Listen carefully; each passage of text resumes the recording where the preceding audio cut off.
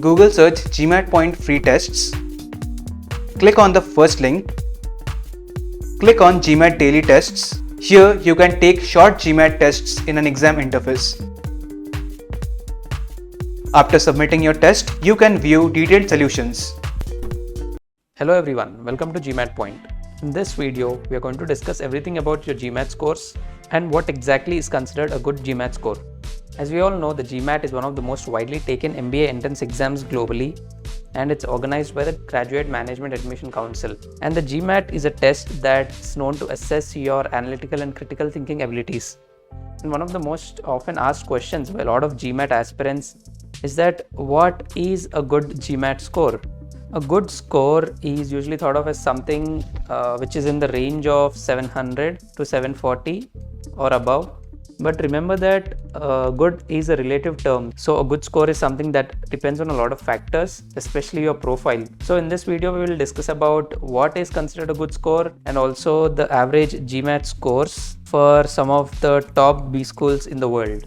Alright, before we see what's a good GMAT score, let me quickly run you through the free resources that we are offering at GMAT Point. You can visit our website gmatpoint.com and take these free tests that we are offering. Also, having a peer group is extremely important for an exam like GMAT. So do join our Telegram group wherein you can post and discuss your queries with your peers and also exam experts. The link to join the Telegram group is provided below. If you have any other queries regarding the GMAT preparation, please feel free to reach out to us at support@gmatpoint.com. You can also WhatsApp or call us on this number 630-323-9042. We are also going to launch a GMAT course very soon, and we will be updating you immediately once it's launched. So stay tuned for that update. Alright, now if you see what's a good GMAT score, as I mentioned before, this depends on a lot of factors. In 2021, for example, the average GMAT score for the top B schools, the top 50 B schools in the US was 703. So this was the average GMAT score for the top B schools in the US. And this falls between a range of 634 and 734. Similarly, the average GMAT score for the top B schools in Europe was 676, with the scores ranging from 638 to 709. Similarly, the average score range for the top B schools in Canada was between 520 and 780. So this was for US, and this for Canada, and this is for Europe. Similarly, if we look at Australia, the average GMAT score range was between 600 and 695. So as you can clearly see, the GMAT score, the average GMAT score varies for different B schools. So there is no GMAT score, one GMAT score that is good or that's considered good for all the B schools. And hence, a good GMAT score is something that varies from person to person, and it depends on the B school of your interest. So again, remember that good is something that's a relative term, and what is considered good for a particular B school might not be good for another B school. So one way to find a good GMAT score is to look at a specific B school and look at the incoming batch of that particular B school to understand the average score required to get into that B school. Having said that, if you're targeting elite B schools, then you should have a score of at least 700 or above. A score of 550 is usually considered an average score, and a good score is something that's above 700, and a score of 740 or above is considered an exceptional score. So let's say you have a decent profile, and in such cases, the higher score, the better. And a high GMAT score indicates a strong intellectual aptitude and also the seriousness and commitment towards your preparation. So a good score demonstrates to the admission committee how serious you are about your GMAT and also pursuing an MBA program from that B school.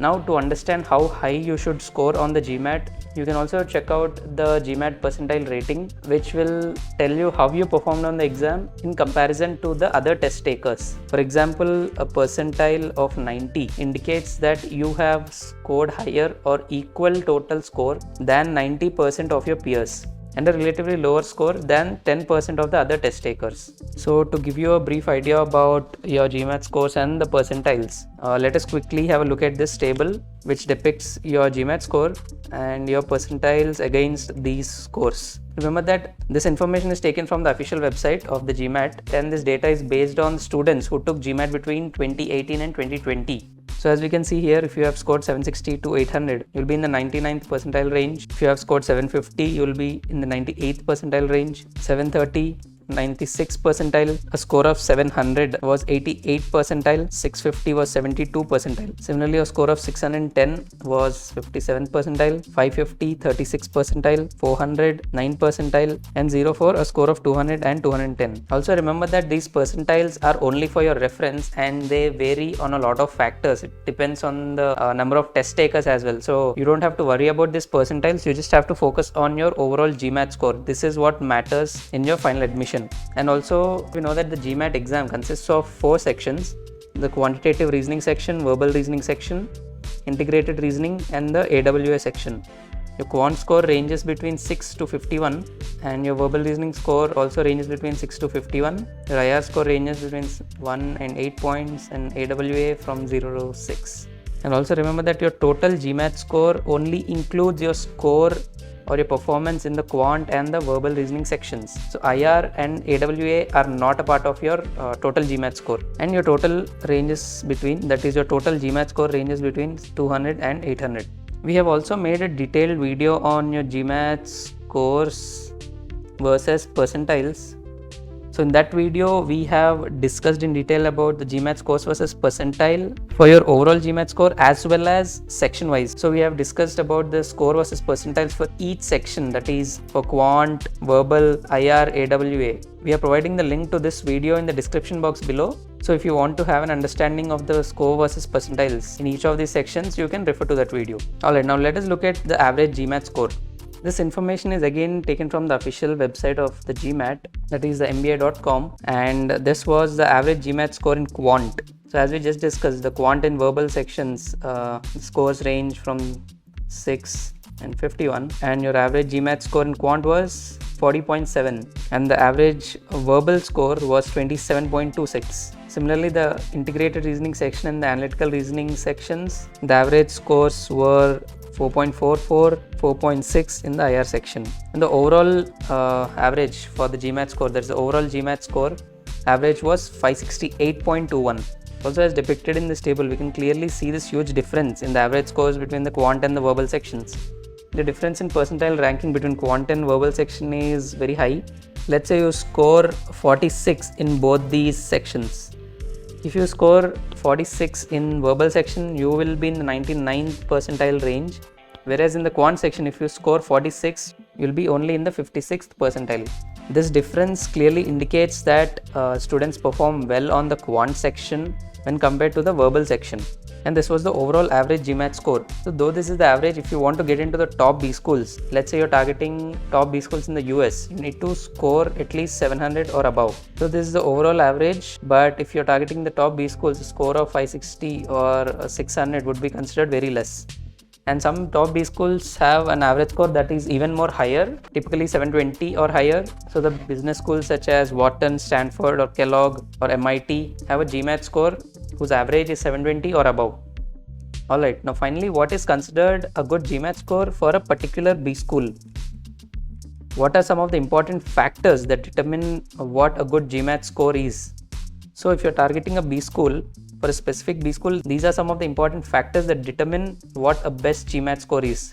And some of those important factors are the average GMAT score of the incoming batch and also the previous year's batch profile. And a good GMAT score is also something that can depend on a scholarship as well, because a scholarship requires a certain GMAT score. You will be eligible for a scholarship if you score above a certain range. So for most B schools, a high GMAT score is very essential if you want to be eligible for a scholarship. So the higher your GMAT score, the better are your chances to receive a scholarship. And finally, one of the most important factors that determines your GMAT score or that determines what a good GMAT score is your profile.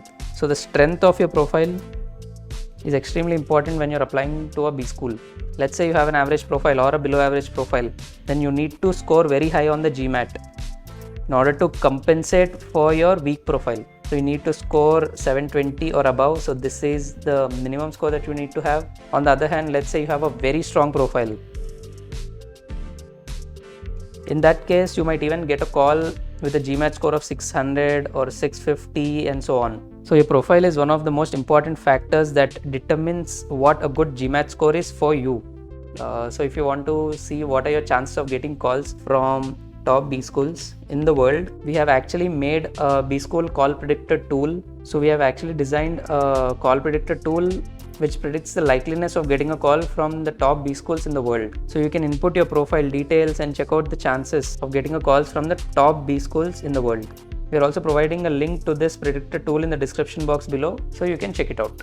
So finally, to summarize what we have just discussed about what exactly is considered a good GMAT score, firstly remember that a good GMAT score is something that fits within the range of the scores of your target B school.